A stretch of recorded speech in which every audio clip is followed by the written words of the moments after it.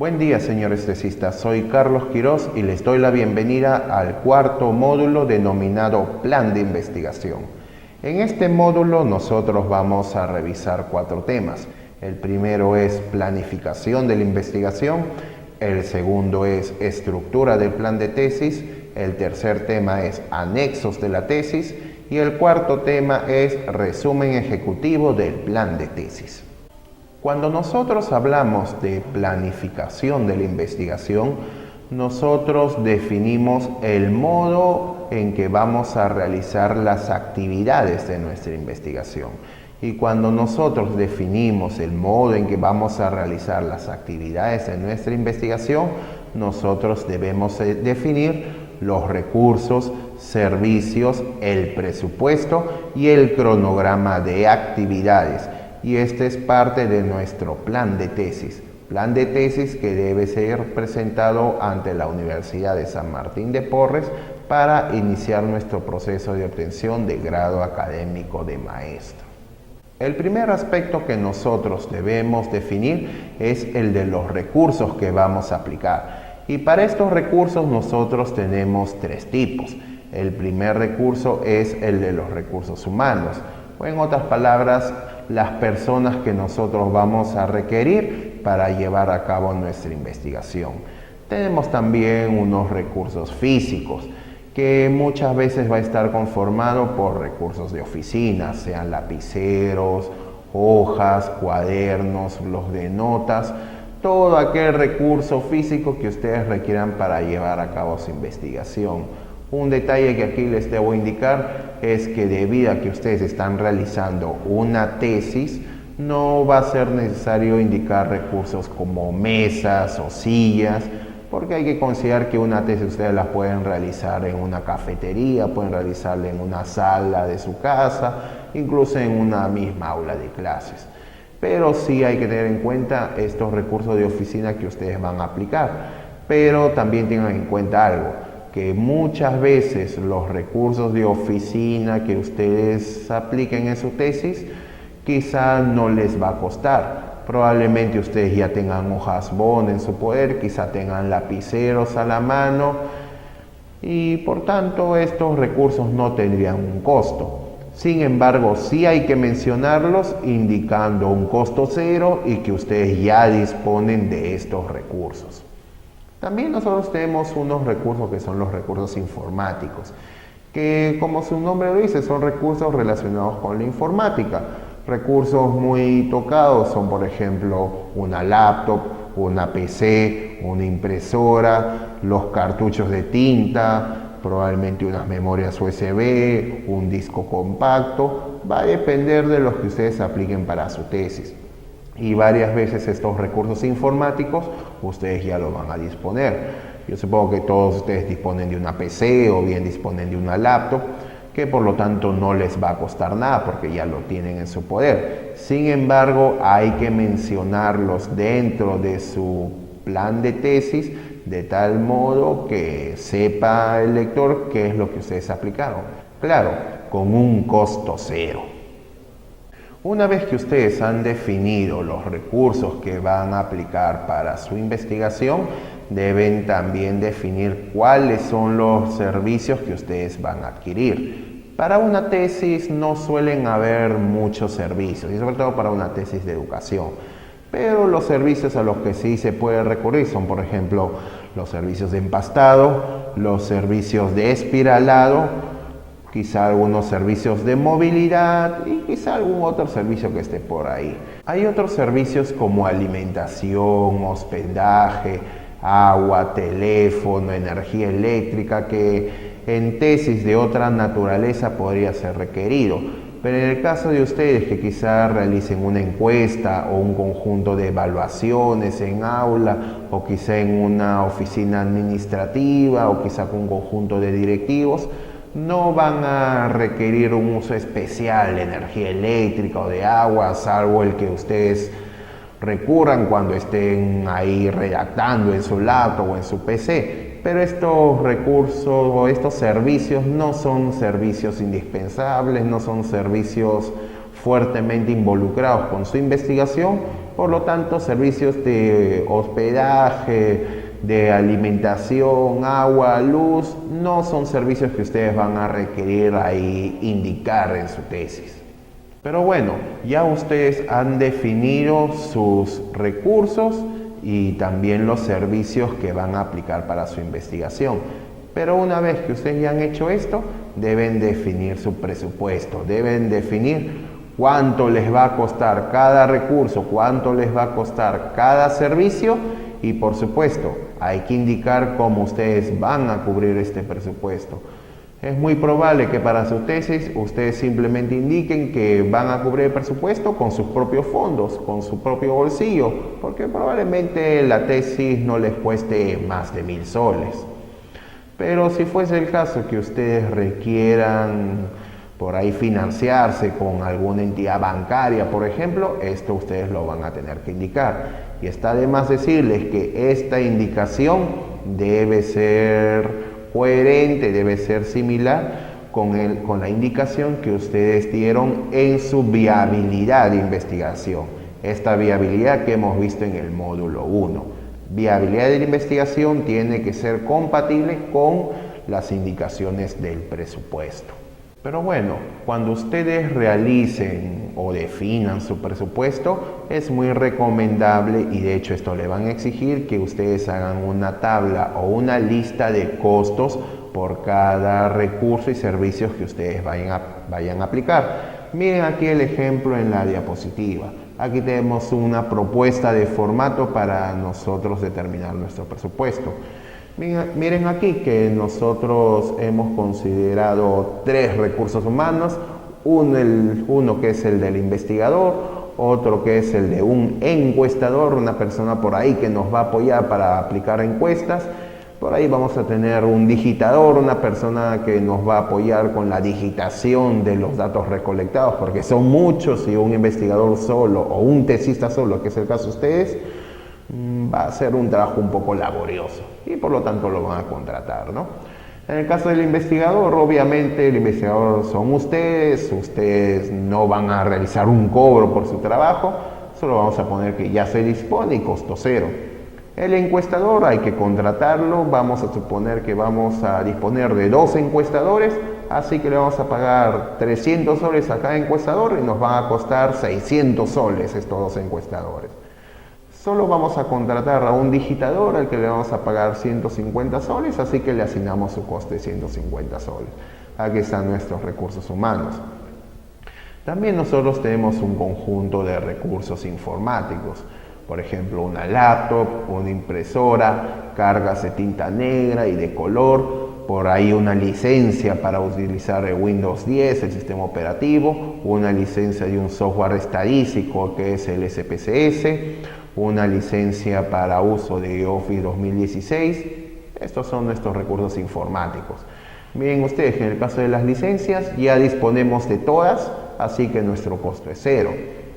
También disponemos ya de una laptop, ya tenemos una impresora, pero no tenemos aún cargas de tinta negra ni de color, así que esto sí lo vamos a adquirir y le asignamos un costo, ¿no? El caso de la tinta negra, 40 soles, y el caso de la tinta color, digamos que nos va a costar 90 soles.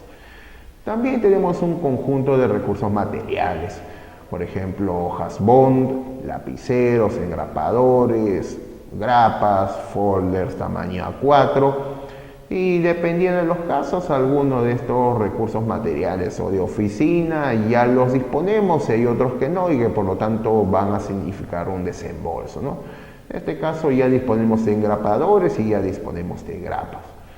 Pero también debemos listar los servicios que vamos a recurrir. Para este caso solo vamos a recurrir espiralado y empaste. Algunos están preguntándose por qué no movilidad, y es que en el caso de la movilidad solo requerían trasladarse hacia la universidad para visitar ahí a su asesor. Porque para este caso estamos suponiendo que estamos abarcando una institución educativa en la cual estamos laborando. Esto quiere decir que esa institución educativa nosotros siempre vamos a asistir sí o sí, y por lo tanto trasladarnos a esa institución no nos representa un costo, ¿no? Quizá por ahí podría considerarse un costo quizá quizá el del bus que nos lleve ahí, pero ya son costos demasiado pequeños y son costos que sobre todo no se relacionan con una obligación, porque ya de por sí nosotros tenemos que ir a trabajar a esa institución. Así que miremos aquí nuestro total, 1088 nuevos soles tenemos como presupuesto, un presupuesto que fácilmente puede ser solventado por el investigador. Así que nosotros solo indicaríamos que el investigador dispone del dinero suficiente para solventar la investigación. Con eso es suficiente. Pero en fin, ya nosotros hemos determinado cuáles van a ser nuestros recursos, cuáles van a ser nuestros servicios, ya sabemos cuánto nos va a costar, ya sabemos que podemos pagarlo con nuestro propio dinero. Ahora solo nos falta establecer un cronograma de trabajo, hay que organizar las actividades que nosotros tenemos, ¿no? Y obviamente hay que hacerlo a lo largo de un plazo de tiempo, desde un inicio hasta un fin. Este cronograma de trabajo, cronograma de actividades, va a tener un formato a criterio del tesista, también a criterio del asesor de tesis, por algo tiene un asesor, y también de la universidad en la cual ustedes van a presentar su plan de tesis. Veamos el siguiente ejemplo. Miren que aquí nosotros hemos propuesto una estructura de cronograma de actividades para la cual hemos nosotros realizado una división en 3 fases. Una fase de proyecto, una fase de trabajo de campo y una fase de informe de investigación. Y para el caso de proyecto nosotros hemos considerado 4 actividades, desde planteamiento del problema hasta los ajustes y correcciones de acuerdo a las indicaciones de nuestro asesor. También tenemos una fase aquí de trabajo de campo que contiene 3 actividades: recolección de datos, procesamiento de los datos y las pruebas de hipótesis. Y nuestra tercera fase, que es la de informe de investigación, que inicia con las conclusiones y recomendaciones, la redacción del informe de investigación y la presentación final. La distribución y organización de las actividades en nuestro cronograma, como ya les indiqué, depende del criterio del tesista, así como del asesor y la universidad. Pero miren aquí a la derecha, nosotros hemos puesto una asignación de tiempos en base a meses dentro de un año, en este caso el año 2017. El caso de proyecto está abarcando todo el mes de agosto, una parte del mes de septiembre. El trabajo de campo está distribuido entre los meses de septiembre y octubre, y el informe de investigación está distribuido desde el mes de octubre hasta el mes de noviembre. Este es solo un ejemplo de las distribuciones y los formatos que nosotros podemos aplicar cuando diseñamos nuestro cronograma de actividades. Bueno, hasta el momento nosotros hemos abarcado diversos aspectos que nos van a ayudar a estructurar nuestro plan de tesis. Y aquí sí ustedes deben tener en cuenta algo, que para que ustedes puedan iniciar el proceso de obtención del grado de maestro en educación, aparte de los requisitos administrativos que les pide la universidad, ustedes deben cumplir una parte académica. Y esta parte académica está compuesta por la presentación del plan de tesis. Es con la presentación del plan de tesis y su respectiva aprobación que ustedes van a poder recién iniciar el proceso de obtención del grado de maestro. Y cuando ustedes revisen la estructura del plan de tesis, deben tener en cuenta algo. Primero, una estructura, pero esta estructura está definida por la Universidad de San Martín de Porres. Ustedes deben adecuarse a la estructura de la universidad. Y está de más decirles que en esta asignatura nosotros hemos realizado un abarcamiento de los principales puntos que contiene el plan de tesis de la universidad. Pero también deben tener ustedes en cuenta algo, que esta guía que tiene la Universidad de San Martín de Porres también indica un límite de hojas y los formatos que ustedes deben aplicar cuando redacten su plan de tesis. Todas estas son formalidades para la presentación que ustedes deben cumplir. Y está de más decirles que esta guía, que contiene todas las normas que les estoy mencionando, les suele ser facilitadas por el asesor o el personal administrativo que lo apoye. Vamos a revisar estos fragmentos que hemos extraído de la guía oficial de la Universidad de San Martín de Porres. Miren que según la guía, el plan de tesis debe contener una portada, debe contener un índice, luego debe haber un contenido representado, primero por el capítulo 1, que debe denominarse planteamiento del problema, y tiene un conjunto de puntos que los hemos visto en su mayoría en el módulo 1. Por ejemplo, descripción de la realidad problemática, formulación del problema de investigación, objetivos de la investigación, la justificación compuesta por una importancia y viabilidad y limitaciones del estudio. Y miren que en cada caso hay un máximo de páginas que puede contener el plan. Lo que ustedes deben hacer obviamente es realizar la mejor síntesis posible para cumplir con esta exigencia. El capítulo 2 del plan de tesis debe denominarse marco teórico, que debe comprender los 3 elementos básicos que hemos revisado: antecedentes de la investigación, las bases teóricas y una definición de términos básicos, en otras palabras, nuestro diccionario. Y cada uno de estos aspectos tiene una extensión máxima. Tengan en cuenta algo, que en bases teóricas, debido a que no tenemos mucha extensión de páginas, solo hasta 10, ustedes deben enfocarse en sus variables de estudio. Primero definirlas, luego hablar de sus características, también por ahí hablar de ventajas, desventajas, propiedades, todo aquel aspecto posible de aplicación para sus variables de estudio. Miren el capítulo 3, hipótesis y variables. En este capítulo 3, obviamente ustedes van a formular sus hipótesis de investigación principal y derivadas o específicas, como las hemos visto aquí, una extensión máxima de una página. Y también tenemos una definición de variables junto con su definición operacional.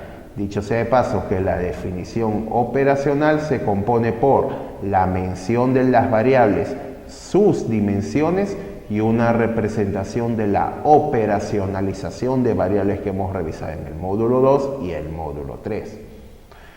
Y también tenemos un capítulo 4, que es un capítulo de metodología.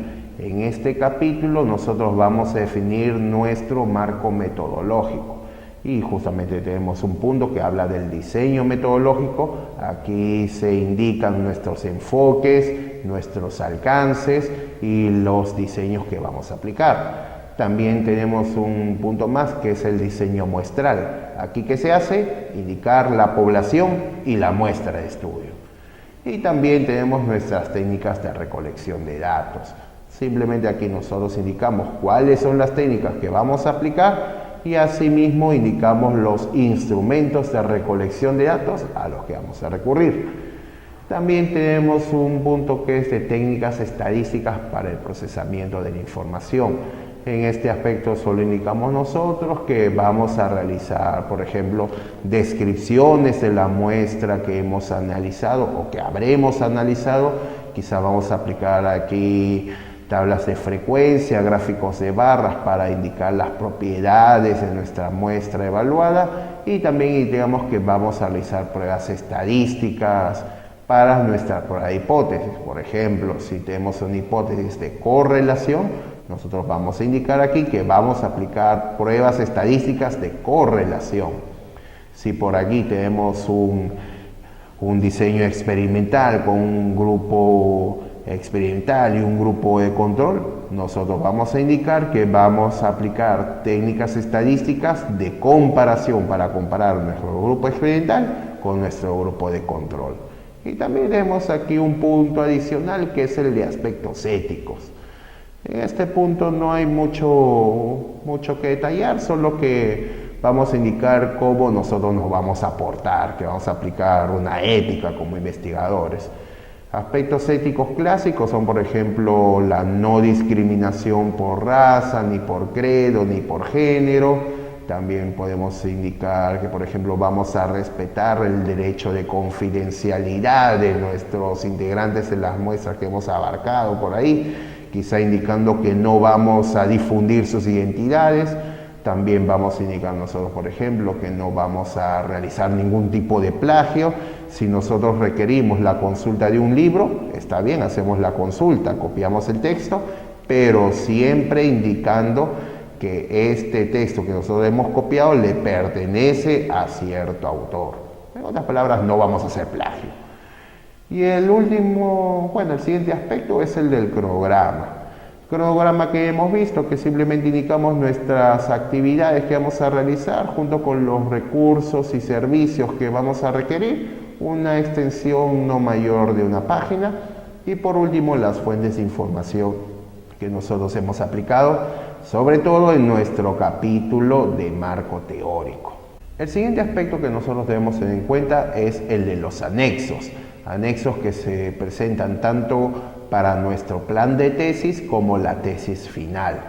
Y en este caso, la Universidad de San Martín de Porres suele pedir 3 anexos. El primer anexo es el de la matriz de consistencia. Hay otro anexo más, que es el de los instrumentos que se aplicaron o se aplicarán para la recolección de datos. Y un anexo adicional, que es el de la solicitud para realizar la investigación. Y tengamos en cuenta que muchas veces nosotros vamos a requerir visitar instituciones educativas, visitar quizá una universidad, un colegio, dependiendo de nuestra tesis, y como nosotros vamos a acceder, debemos pedir permiso. Y para ello nosotros presentamos una solicitud, una pequeña carta en la cual nosotros pedimos permiso para el acceso. Y esta solicitud varias veces nos la van a pedir. Obviamente todavía el formato sin firmar para el caso del plan de tesis. Pero cuando nosotros ya tengamos la tesis formal, nosotros debemos presentar una constancia que certifique por parte de la institución que nosotros hemos realizado la visita para evaluar a sus estudiantes, o quizá un personal administrativo, quizá un personal docente, un personal directivo, dependiendo de nuestra tesis. Pero debe ser una constancia que indique que nosotros realizamos ahí la investigación. Y está de más decirle que dependiendo también de cada universidad se les puede pedir estos anexos, quizá los mismos con otra denominación o quizá algún anexo adicional. Pero depende ya de cada universidad. El primer anexo que hemos mencionado, que es el de la matriz de consistencia, y les voy a decir desde ahora que este es uno de los anexos más importantes y que se les suele pedir desde el inicio de las asesorías de tesis. Este anexo, esta matriz, como su nombre lo indica, es una matriz que indica o que asegura la consistencia de su trabajo de investigación. Y esta matriz de consistencia, que es una tabla, contiene un conjunto de columnas definido también por la universidad y por su asesor. Sin embargo, sea cual sea el formato, los puntos que siempre se suelen abarcar son estos: el problema de investigación, nuestro objetivo, las hipótesis, nuestras variables junto a sus dimensiones y la metodología que nosotros vamos a aplicar. ¿Y cuál es la utilidad de esta matriz? Esta matriz nos sirve primero como un esquema general, un esquema global de toda nuestra tesis. Es por esto que muchas veces el asesor les va a solicitar como primer gran paso su matriz de consistencia, porque con esta matriz el asesor va a poder mirar el título de su investigación, los problemas, objetivos, hipótesis, se va a asegurar de que estén concordantes, o sea, que haya consistencia en cada uno de ellos, y también va a poder visualizar ahí cuáles son sus variables en estudio. Se recomienda aquí también listar las dimensiones, va a poder también observar la metodología que ustedes están proponiendo y por lo tanto ahí mismo realizar las correcciones que él considere pertinentes. Por eso yo les recomiendo desde ahora que cuando ustedes inicien su proceso de obtención de grado académico de maestro, ustedes sí o sí presenten su matriz de consistencia. Obviamente no va a estar perfecto este formato, obviamente no les va a salir bien a la primera, pero con esta matriz ustedes van a tener las mejores posibilidades de tener todas las correcciones relevantes para su plan de tesis. Veamos este ejemplo de matriz de consistencia. Miren que en este ejemplo, este pequeño modelo de matriz, nosotros hemos considerado 5 columnas. Una columna de problema, una columna de objetivos, otro para hipótesis, otro para variables y otro para la metodología. Miren que en esta matriz nosotros hemos empezado indicando nuestro problema general, así como los objetivos y las hipótesis generales. Y más abajo lo hemos puesto con letras un poco más pequeñas para que quepa aquí en la diapositiva. Hemos puesto nuestros problemas, objetivos e hipótesis específicos. Y aquí la utilidad está en que con esta matriz podemos ver todos los problemas, todos los objetivos y todas las hipótesis, asegurándonos que estén bien redactados, que las variables que se estén mencionando sean las mismas para cada uno, que la especificación, por ejemplo, que se realizó en una institución educativa superior, ASAP, en Santiago de Surco, en el año 2017, sea aplicado tanto para el problema como el objetivo y las hipótesis, tanto en el general como en el específico. Y hay algo que deben tener en cuenta, que varias veces cuando nosotros redactamos un problema, objetivo e hipótesis específicos, nosotros podemos optar por cortar algunas partes de la especificación. Miren aquí en el caso, el problema general indica la institución educativa, indica la sede e indica el año, pero sus específicos solo se limitan a mencionar a la institución educativa. Y esto justamente se realiza primero porque debido a que el problema general ya lo está indicando, no lograríamos mucho indicándolo también en los problemas específicos. Y asimismo, al no indicarlo en los problemas específicos, podemos ahorrar un poco de espacio para que todo el texto quepa dentro de nuestra matriz de consistencia. Pero si nosotros hacemos esto, también lo tenemos que hacer en nuestros objetivos específicos y las hipótesis específicas. Esto más que nada es un ligero artificio para ahorrar un poco de espacio. Pero bueno, tenemos nuestra columna de variables, donde figura una variable 1 que es control interno y una variable 2 que es desempeño laboral. Lo único que hacemos aquí es listar las variables y también listamos las dimensiones. Y es que en la gran mayoría de tesis estos dos, variables y dimensiones, son los protagonistas de nuestra investigación. No tanto los indicadores, los ítems aún mucho menos, porque ya son aspectos un poco más pequeños, ya no tan globales como una variable o una dimensión. Veamos aquí también que tenemos una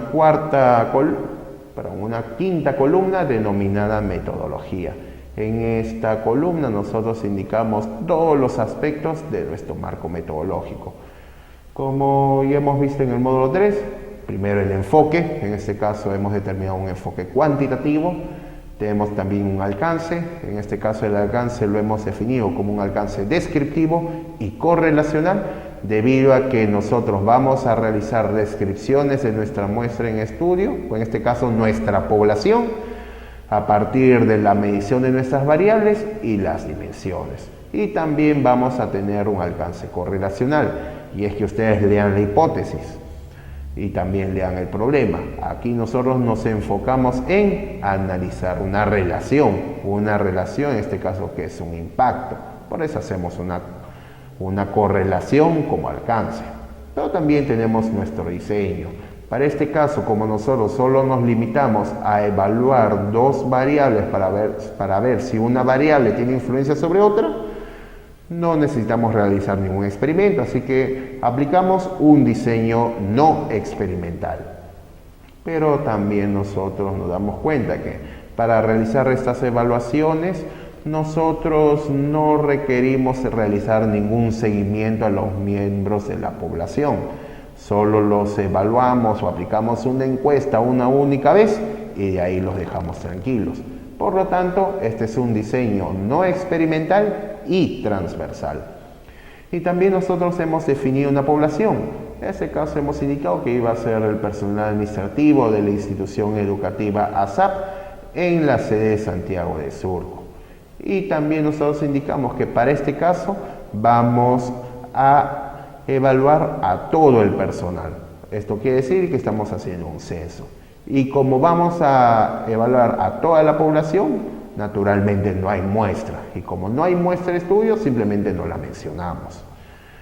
También nosotros aquí indicamos nuestra técnica de recolección de datos. Para este caso, nuestra técnica va a ser la técnica de la encuesta, técnica que va a recurrir a la aplicación de dos instrumentos de recolección de datos, que son dos cuestionarios, un cuestionario por cada variable. O sea, un cuestionario para evaluar la variable 1 con sus respectivas dimensiones y un cuestionario adicional para evaluar la variable 2 con sus respectivas dimensiones. El segundo anexo que les suelen pedir a ustedes es el de los instrumentos de recolección de datos. En otras palabras, si ustedes por ahí aplicaron un cuestionario, tienen que poner el formato de ese cuestionario. Si aplicaron fichas de observación, también ponen su formato de fichas de observación. Si aplicaron una práctica calificada, también ponen la práctica calificada en blanco dentro de este anexo 2. Pero muchas veces la universidad no se va a conformar únicamente con que ustedes muestren sus instrumentos de recolección de datos. Varias veces les van a pedir un formato que se denomina formato de validación por juicio de expertos. ¿Y qué es el formato de validación por juicio de expertos? Es en realidad un documento en el cual un conjunto de expertos especializados, estoy hablando que muchas veces van a ser docentes de la universidad, quizá docentes de otra universidad, puede ser psicólogos, puede ser odontólogos, dependiendo de su investigación.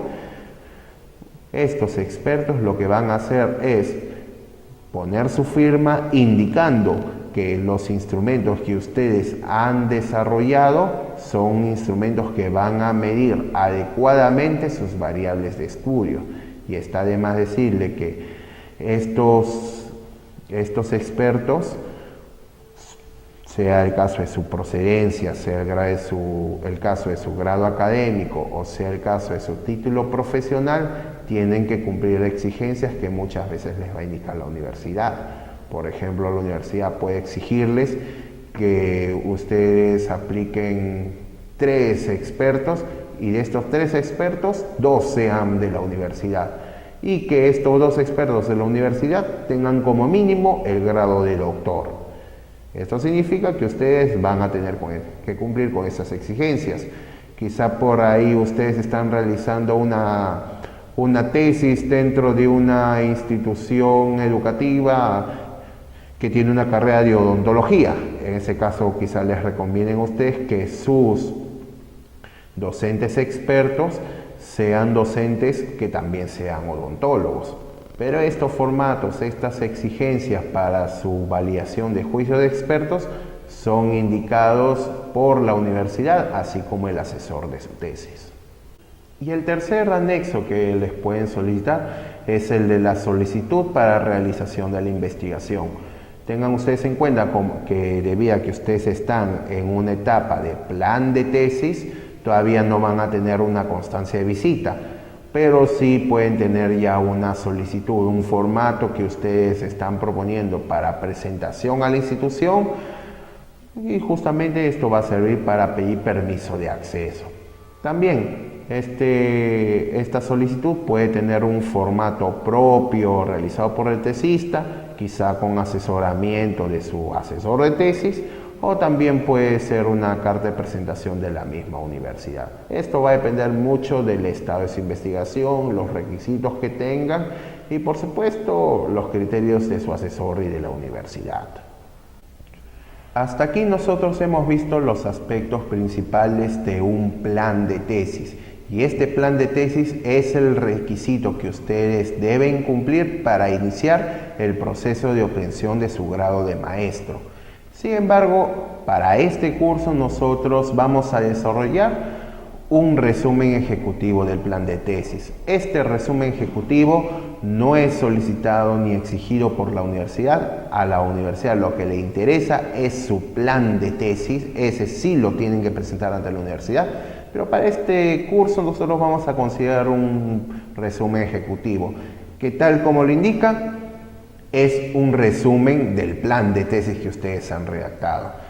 Y para este resumen ejecutivo ustedes pueden abarcar diversos puntos. Los que les recomiendo aquí es el de la situación problemática a modo de introducción, una indicación de sus problemas de investigación formulados, el conjunto de variables y dimensiones, así como indicadores dentro de una matriz de operacionalización de variables, una indicación breve de la metodología que ustedes van a aplicar para su investigación, una mención de los recursos, así como su respectivo presupuesto y el cronograma de trabajo o cronograma de actividades. Este resumen ejecutivo simplemente es un resumen y no es exigencia de la universidad. La universidad lo que sí desea, les repito, es el plan de tesis. Como conclusiones al módulo que hemos desarrollado, podemos indicar que un plan de tesis necesita incluir una planificación de actividades que se van a realizar, así como los recursos que se van a aplicar y los servicios respectivos, siempre viabilizando la financiación, para de este modo lograr la aprobación de la respectiva ejecución de investigación. También nosotros podemos concluir que el plan de tesis debe cumplir un formato y una estructura indicados por la misma universidad, y estas indicaciones son facilitadas por el asesor de tesis, así como los documentos que la universidad dispone. En este caso, el documento es la guía de elaboración de plan de tesis e investigaciones. Otra conclusión adicional que tenemos es que la matriz de consistencia es un anexo clave dentro de su plan de tesis, y de hecho esta matriz de consistencia va a ser el primer entregable que ustedes deben presentar ante su asesor, de modo que el asesor ya pueda ver de forma global sus problemas, objetivos, hipótesis, la metodología, sus variables que están considerando para esta investigación. Otra conclusión que podemos tener es que los instrumentos de recolección de datos pueden requerir la firma de un conjunto de expertos que van a dar su aprobación, indicando que estos instrumentos pueden medir adecuadamente sus variables de estudio, así como las dimensiones respectivas. Y esta firma debe realizarse sobre formatos que estén determinados por la misma universidad. Esto lo pueden consultar naturalmente con su asesor de tesis. Y del mismo modo, una última conclusión es que puede darse el caso en que también le soliciten un resumen ejecutivo. Para ese caso, para el curso, nosotros también vamos a considerar un resumen ejecutivo de su plan de tesis, que no es más que nada un resumen del plan, considerando los aspectos más importantes del plan de tesis que ustedes han desarrollado. Les dejo también aquí un conjunto de fuentes bibliográficas que les recomiendo que consulten para ahondar un poco en los temas que hemos abarcado, y también les dejo un conjunto de sitios relacionados que ustedes también pueden consultar para un poco ahondar en los temas revisados. Soy Carlos Quirós y les agradezco la atención brindada.